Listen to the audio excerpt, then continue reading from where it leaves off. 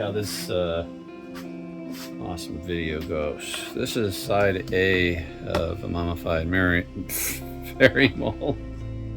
It's early for me. Did get casting done for the new mold from the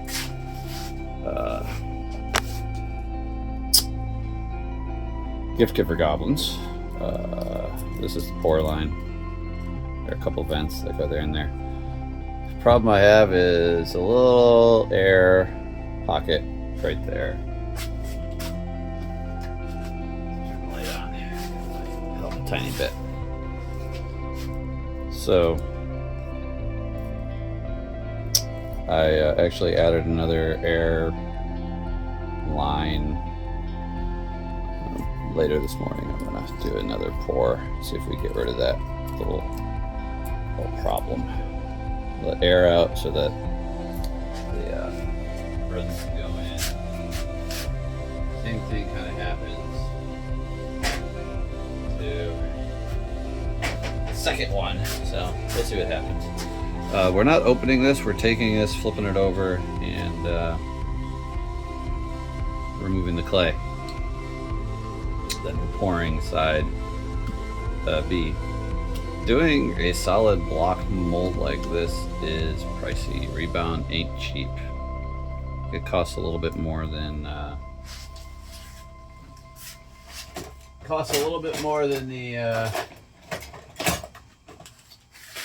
mold max that I use. But anyway,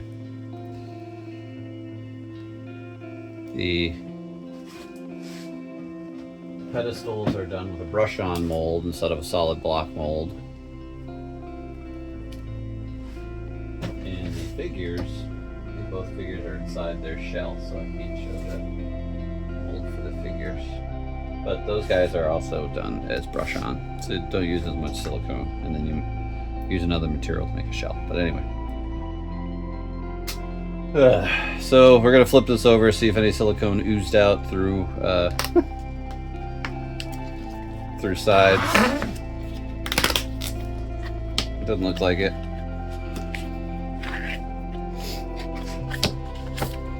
I did not fill this up max height, so there's gonna be a little bit of a gap there. Gotta buy some tongue depressors. It's been a while. So I'm gonna take this out of here. I'm gonna put some tongue depressors in here to eat up space so that there's not weight.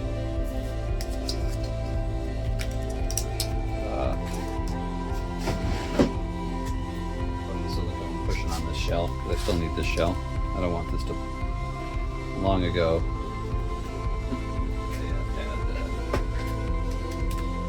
done something similar to this, and while I was removing the clay, I put some pressure on it and it slid the side A, so it kind of broke the seal.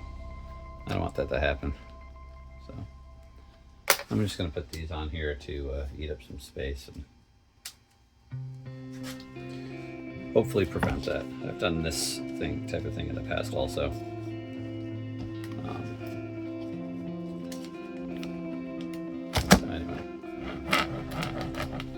Now we have to remove this. And then clean up the mold below. Now my morning brain, I really shouldn't do things first thing in the morning. Because things aren't always firing like they should be. Alright, let's see. Looking for a couple of tools. Pull the clay out of there. Let's see here. Maybe another blue handle. Here we go. So, basically, we're gonna pull clay out. Probably gonna keep recording, and then I'm gonna fast forward this whole thing. So I'll talk to you all in a moment.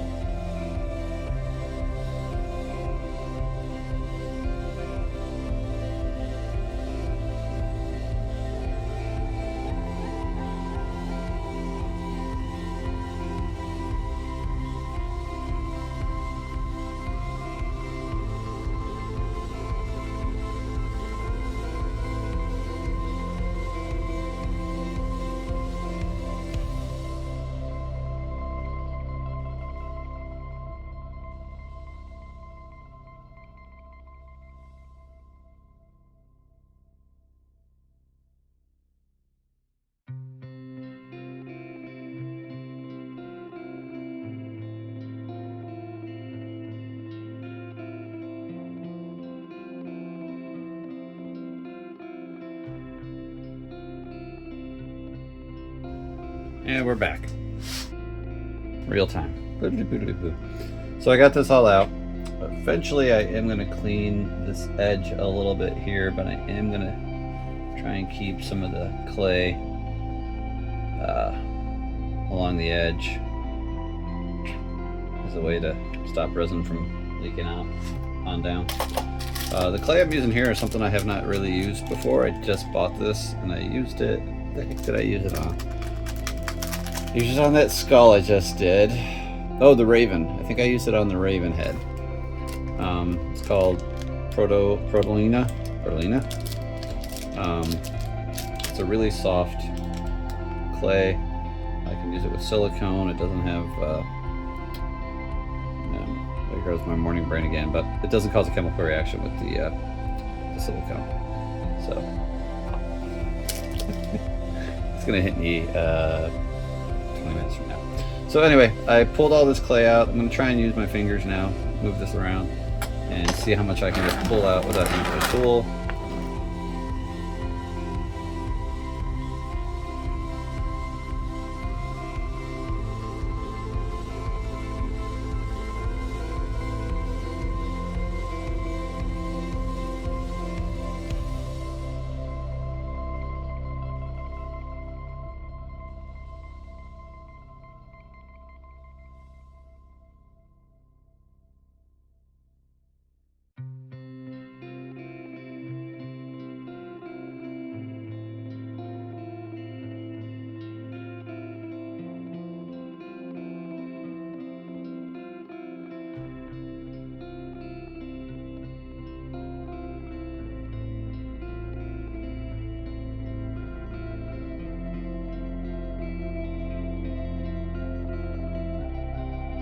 There. So now we kind of have clean up along these edges. Don't usually have this problem, but this clay is a little softer than what I used to use. But I don't mind it because it actually lets me seal the edge of this type of. When I started to use plastic corrugated as my shell. So we're going to go in a couple tools and clean out all this white that you see around the edges and stuff. And then we're going to use a knife. I got to trim this out, trim that out. There's some other spots I need to trim out. So there we go. Let's fast forward again. Boodity boodity.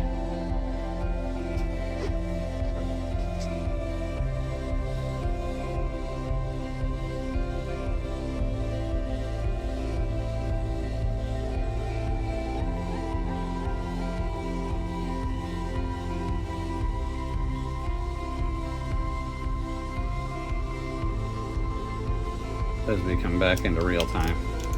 It's a little snap blade razor I have, but for some reason these little lines don't snap well, even if I'm using a pair of pliers right at the edge. Alright, complaint over.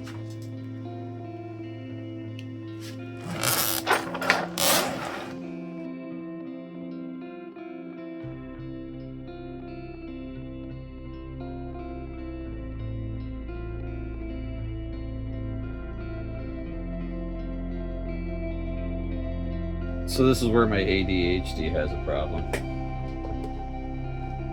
Low grade ADHD,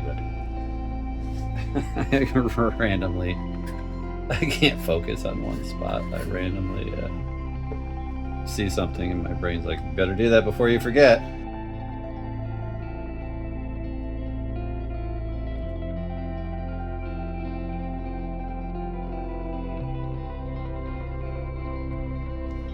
Alright, there's this little tool I went and fetched. There's camera. This works pretty good for cleaning particles out. I have some old pink silicone, which at times could be problematic with your mold making, depending on if you're using a tin cure or a vitamin cured silicone. One plays nice with the other, but you reverse it and you're screwed. It will cause a chemical reaction and not allow the other material to cure. But anyway.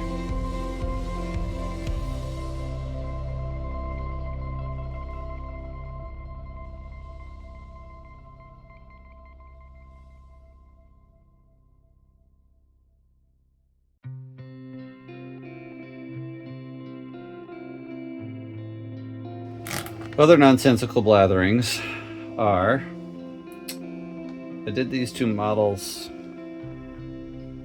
don't remember, separately. I think I really just had this one for a long time.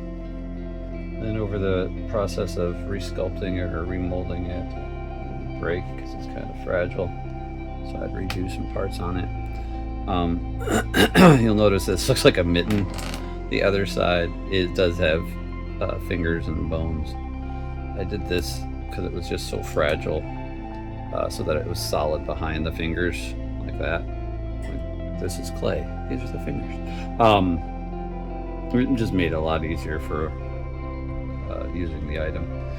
I don't use the back of this. Technically, I really didn't have to do all this back work when I first did it, even with this one. So this is solid red hard clay. This is all hard clay. This is all hard clay on this one. This one is all monster clay, so it takes dents and scratches. I might at one point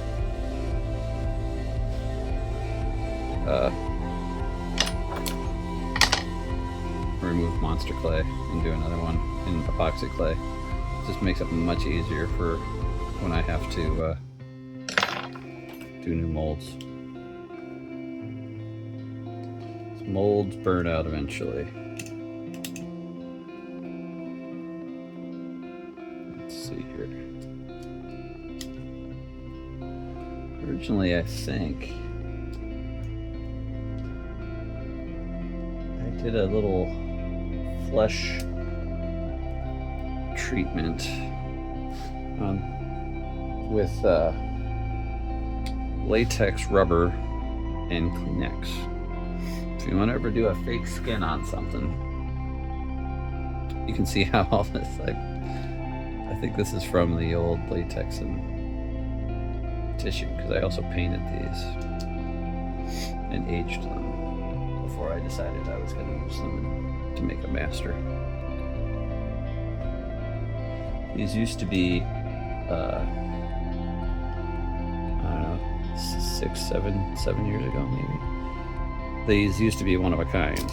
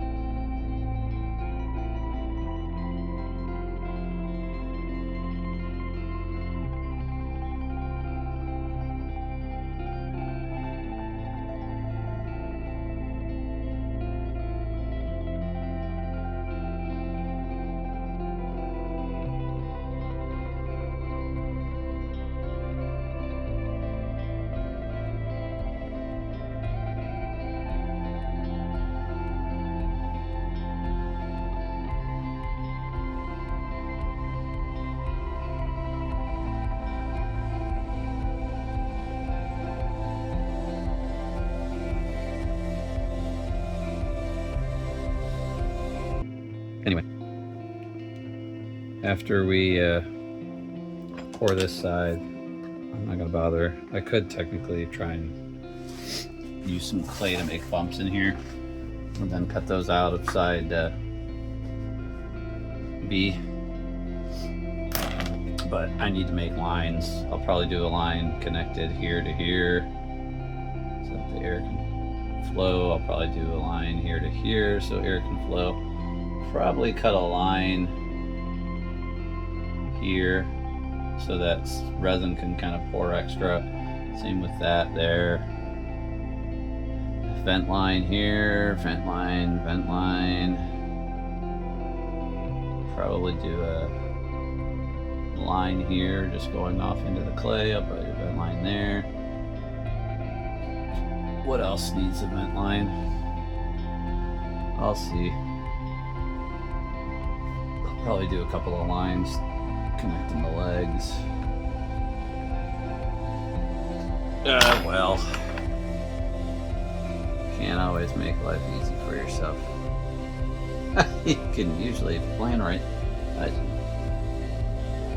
Alright, so let's cut the rest of this silicone out.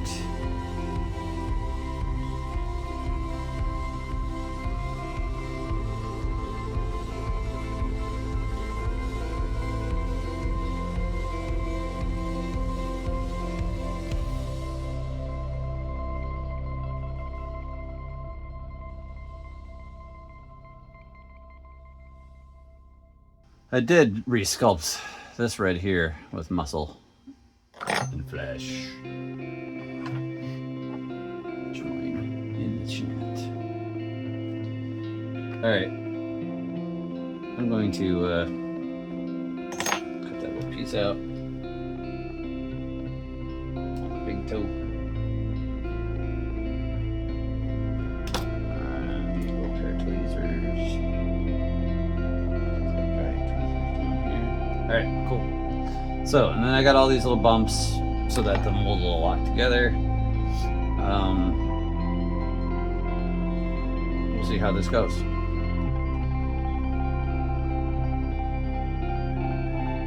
And then I am going to have to hand cut all the lines.